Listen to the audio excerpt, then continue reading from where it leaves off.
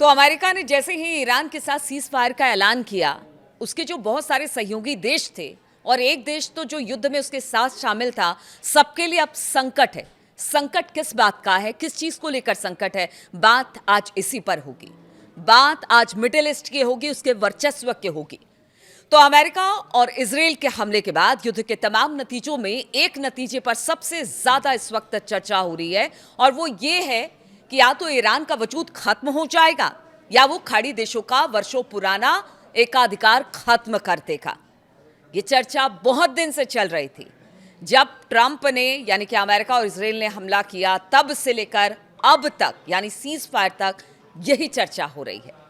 याद कीजिए, 28 फरवरी को युद्ध शुरू होने के बाद एक अमेरिकी मीडिया में एक रिपोर्ट आई थी। वैसे तो बहुत सारी रिपोर्ट आई, लेकिन एक रिपोर्ट का जिक्र करेंगे जिसमें कहा गया था कि सऊदी अरब के क्राउन प्रिंस मोहम्मद बिन सलमान ने ईरान के खिलाफ युद्ध शुरू करने के लिए बार बार डोनाल्ड ट्रंप को फोन किया। देखिए, चाहे वो न्यूयॉर्क टाइम्स हो या वॉशिंगटन पोस्ट हो, हर जगह इस तरह की खबर सामने आई। हालांकि इसे नकार दिया गया क्राउन प्रिंस की तरफ से, और इसमें सऊदी क्राउन प्रिंस ने कहा था कि अगर ईरान को ऐसे ही छोड़ दिया गया तो वो और ताकतवर बन जाएगा।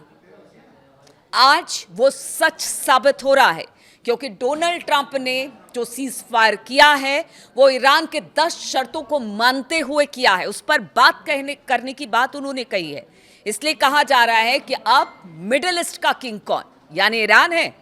जी हां, अमेरिका ईरान के वजूद को, उसके अस्तित्व को, उसकी सभ्यता को नहीं मिटा सका, जिसका दावा ट्रंप करते रहे या नेतन्याहू करते रहे।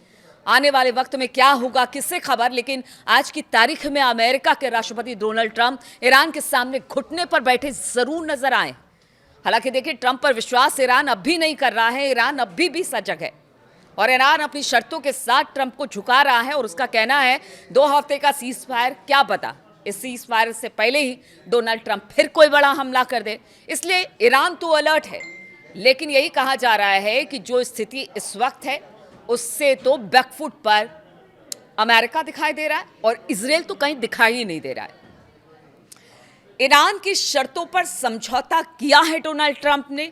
उनकी सभ्यता को खत्म कर देने की धमकी से तेहरान डगमगाया, बिल्कुल नजर नहीं आया, और वो लड़ता रहा जब तक कि अमेरिका ने सीजफायर नहीं कर दिया। ईरान आज की तारीख में भारी नुकसान के बाद भी इस युद्ध का निर्विवाद विजेता बना हुआ है, और आज के युद्ध विराम के साबित कर दिया कि ईरान मिडिल ईस्ट की शक्तियों पर भारी पड़ गया है। खाड़ी देशों की राजनीति पर नजर रखने वाले जियोपॉलिटिकल एक्सपर्ट अली मुस्तफा ने लिखा है, गल्फ अरब देशों का एकाधिकार अब खत्म हो चुका है और इस क्षेत्र में ईरान एक नई महाशक्ति बनकर उभरा है। इजराइल वर्षों से ईरान की शक्ति को कुचलने की कोशिश में जुटा रहा, लेकिन आज इजराइल में मातम पसरा हुआ है, क्योंकि आज नेतन्याहू को बड़ा झटका लगा है। हालांकि बयान बहुत सारे आए हैं। उसने कहा है कि लेबनान की लड़ाई जारी रहेगी ईरान से, भले अमेरिका ने सीज फायर किया हो, लेकिन आज भी नेतन्याहू कह रहे हैं कि जिस परमाणु बम को बनाने की तैयारी ईरान कर रहा था, उस पर खास तौर पर अमेरिका को अब भी नजर रखनी पड़ेगी। यानी बयानबाजी अब भी है, और ईरान के साथ युद्ध का मोर्चा अब भी इजराइल की तरफ से खुला हुआ है। लेकिन आज का दिन इजराइल के लिए मातम लेकर आया है। लीडरशिप को समझ में नहीं आ रहा कि इस युद्ध विराम पर क्या प्रतिक्रिया दे। विपक्षी नेता याइर लैपिड ने इसे प्रधानमंत्री नेतन्याहू की नाकामी करार दिया है, और यही नाकामी है कि नेतन्याहू अब तक सिर्फ पोस्ट कर रहे हैं। जो वो सीना तान कर आते थे और कहते थे मैं जिंदा हूं और मैं लगातार हमले कर रहा हूं, आज से पोस्ट से काम चला रहे हैं। ईरान ने महीने भर से ज्यादा चले इस युद्ध में कतर के रास लफान एलएनजी प्लांट पर बमबारी कर उसके एक बड़े हिस्से को कम से कम 5 सालों के लिए खत्म कर दिया। और इसके अलावा ईरानी मिसाइल यूएई, सऊदी अरब, कुवैत, खाड़ी के दूसरे देशों में हाइड्रोकार्बन समृद्ध देशों पर कहर बनकर टूटा।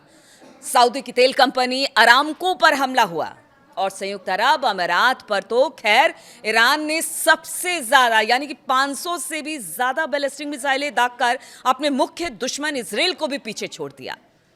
तो आप समझिए, इतना सब कुछ करने के बाद भी अगर मिडिल ईस्ट की तरफ से किसी तरह का कोई हमला नहीं हुआ, तो ये ईरान का वर्चस्व और ईरान की जीत ही कही जाती है। ईरान ने एहसास कराया कि अमेरिका अब कमजोर हो रही महाशक्ति है। मिडिल ईस्ट के देश जो अभी तक अमेरिकी छतरी के नीचे थे, वो छतरी अब फट चुकी है। अब मिडिल ईस्ट की राजनीति जो थी वो तेजी से उसमें बदलाव देखने को मिलेगा। अब ये देश अमेरिका की सुरक्षा पर निर्भर रहने के बजाय रणनीतिक स्वायत्तता की तरफ आगे बढ़ेगा। यहां अब चीन आएगा और यकीन मानिए अमेरिका के निकलने की नींव ईरान ने अब रख दी है। ईरान ने अपने असीमित युद्ध और मिसाइल क्षमता के जरिए दिखा दिया कि इस क्षेत्र की सुरक्षा व्यवस्था को तोड़ सकता है।